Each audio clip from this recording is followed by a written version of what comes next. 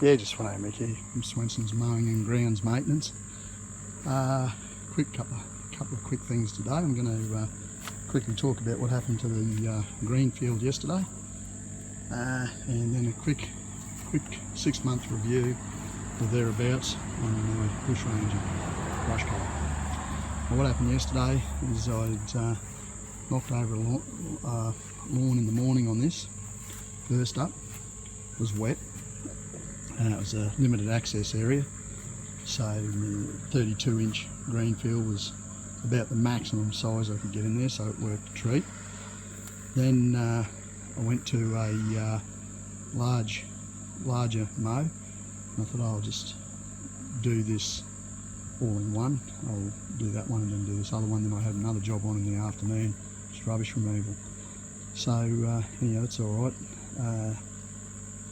First lawn went down well, and hour and a half, and then the second lawn I was doing that, and the mighty Greenfield started making some hell weird noises. And I thought to myself, what's going on here? A little bit of smoke out the exhaust, and pretty well I shut it straight off, and thought, oh, this doesn't sound good, and went to hit her again, and she made a few more weird noises, and no big bangs or crashes or anything, but I just thought, oh, this doesn't sound good. So took it straight round to big Collet mountain mowers, because I do depend on this mower on the limited access lawns that I do, some of them. Whereas my Rover's a little bit too wide. It's a 46-inch cut, and so it's a bit wide for some, but anyhow, I gets it straight around, and I was thinking worst case scenario, I'm thinking, oh, the engine, and because it's got just under 500 hours, which she got on a 493 hours.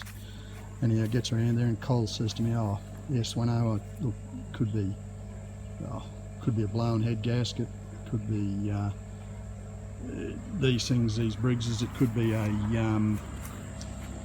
a bent valve, it could, we'll just wait and see, we'll have pull the rocker cover off and have a look, and I'll get back to you. So anyhow, I wasn't expecting that to be done very quick, because I was thinking it was going to be an engine, and Cole rings us back, yeah, Mick, your mower's fixed. And I said, oh geez, I said, it's fixed, because like I said, I was expecting that it was going to be more than that, and so yeah, bent push rod. So loosened itself off, and there's your bent push rod. Just look at it. Look at the bow in that. Now that's aluminium. I've only ever played with metal ones in my car, but I think he said might have been the adjuster on the rocker, but anyhow, end result was bent push rod. So they repaired that, so that was good. I was wrapped, and you can see.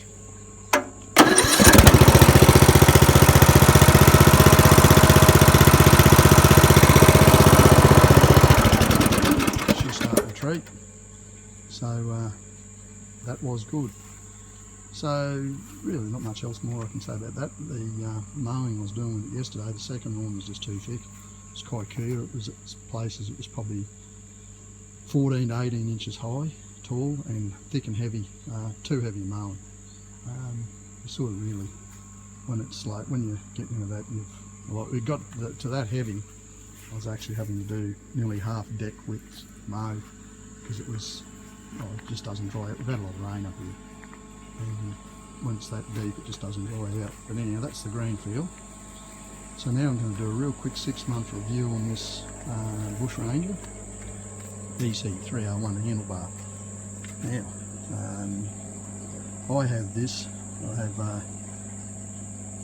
I sold it to my son. I had a Komatsu Zenoa Japanese made brush cutter, and it was about the size of probably about the size of an FS250 still.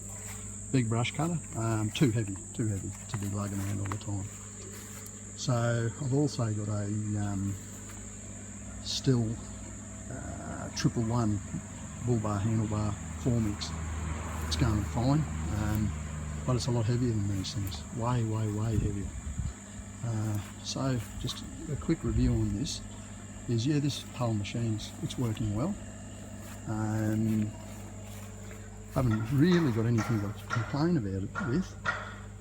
Probably your plastics probably aren't as good as a still, but what you've got to probably look at is still are probably, I think, probably the leader on that side of it.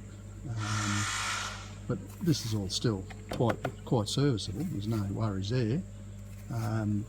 Look, but on the still, everything sort of blends in and moulds in. Maybe a bit thicker plastic, but I like the 2-stroke brush cutters because the simple reason you do 5 or 6 hours brush cutting, and if you're lugging around a brush cutter that's half as heavy again, yeah, it becomes too much. It does for me anyhow. Most people probably don't do that amount of brush cutting unless you're a contractor, and that's constant. That's day in, day out when it's on, in the job I do. Now, just this rest of this machine here, this sleeve, that's incorporated in that sleeve, that's good. Fitting for your harness is good. Handlebar arrangement's good. Couldn't whinge about that. Effectively, the whole brush cutter, all in all, if you look at it on a day-to-day basis, working day in, day out, week in, week out, and this here I would say probably has done over 100 hours of work. Maybe, I don't know, I don't keep a track of it, but a lot of work. Yeah, I couldn't whinge about it. I just run good oil in it. I mix it at 40 to 1. And the thing I like about 2-strokes is when they're light starters, effectively 2-strokes only got 3 moving parts: crankshaft, conrod and piston. Whereas a 4-strokes is a lot more complicated than that. And these things, like I say, they'll just run day in, day out, week in, week out. Yeah, so they're good. But other than that, really haven't got a whole lot more to say about this brush cutter. Would I buy another one? Yes, definitely. Yes, I definitely would buy another one.